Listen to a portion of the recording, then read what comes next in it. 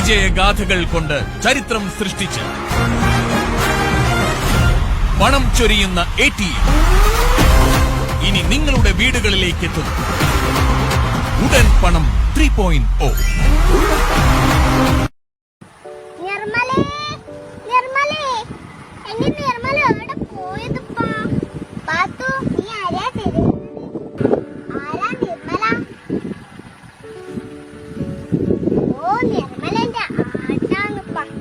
ഇതെന്താ അങ്ങനെ ഒരു പേരിട്ടത്?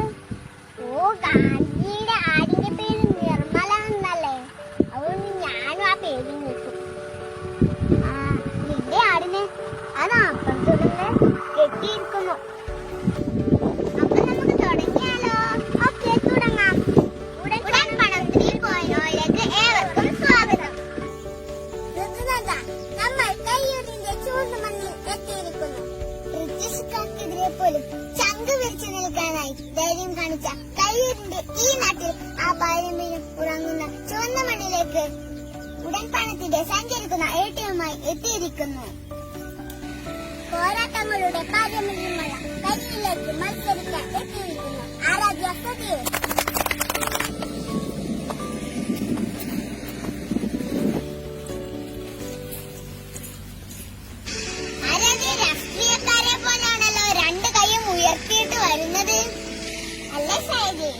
ഉണ്ടാകുമല്ലോ, ചരിത്രം ഉറങ്ങുന്ന കയ്യൂരിന്റെ മണ്ണിലല്ലേ നിൽക്കുന്നത്. ആരാധ്യ ഏത് ക്ലാസ്സിലാണ് പഠിക്കുന്നത്? എവിടെയാണ് പഠിക്കുന്നത്? ഞാൻ GLPS ചെറിയാക്കരയിലെ 2ാം ക്ലാസ്സിൽ പഠിക്കുന്നു. വീട്ടിൽ ആരൊക്കെയുണ്ട് ആരാധ്യ? അച്ഛൻ ഇപ്പോൾ നാട്ടിലില്ല. അമ്മ, അമ്മമ്മ, മാമൻ. ആരാധ്യ, ഒന്നാമത്തെ ചോദ്യത്തിന് റെഡിയാണോ? റെഡിയാണ്. ഒന്നാമത്തെ ചോദ്യം കയ്യൂരിനെ കുറിച്ച് തന്നെ ആകട്ടെ. ഒന്നാമത്തെ ചോദ്യം ഇതാ: കയ്യൂർ സമരത്തിൽ പങ്കെടുത്ത മുഖ്യമന്ത്രി ആര്? Option A EMS, option B EK Nayanar, option C K Karunakaran. Aaradhya, ഉത്തരം പറയാൻ റെഡിയാണോ? റെഡിയാണ്. ആരാധ്യ, ഉത്തരം ATMനെ അറിയിച്ചോളൂ. Option B EK Nayanar. ഉത്തരം ശരിയാണ്. 1000 രൂപ നേടിയിരിക്കുന്നു. ആരാധ്യ, രണ്ടാമത്തെ ചോദ്യത്തിലേക്ക് കടക്കാം. ATM രണ്ടാമത്തെ ചോദ്യം ഏതാണ്? കേരളത്തിലെ ഏറ്റവും വലിയ നദി ഏതാണ്? Option A Bharathappuzha, option B Pamba, option C Periyar. Aaradhya, ഉത്തരം ATMനെ അറിയിച്ചോളൂ. ഒരു ഭാഗത്തുണ്ട്, എന്നാലും ഞാൻ പെരിയാർ പറയും. Option C Periyar. ഉത്തരം ശരിയാണ്. 2000 രൂപ ലഭിച്ചിരിക്കുന്നു.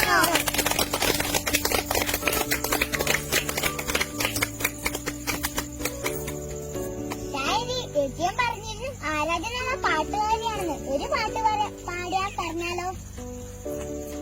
ഓക്കെ, അതിനെന്താ? എന്നാൽ ഒരു നാടൻ പാട്ടായാലോ?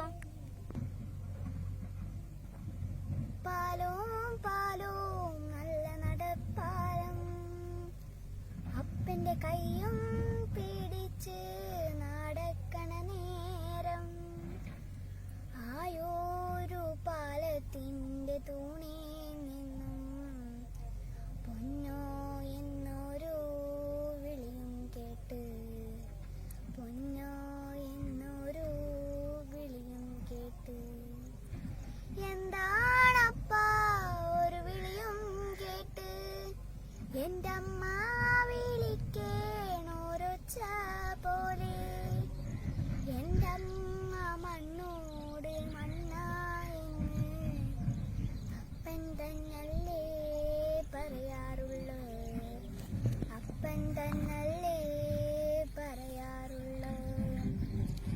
ആയ കഥ കേട്ട് കരയരുതേ പൊന്നോ, ആയ കഥ ഞാന് ചൊല്ലിത്തരാം. അന്നൊരു വറുതി മാസം കള്ളക്കാരക്കിടകം തിന്ന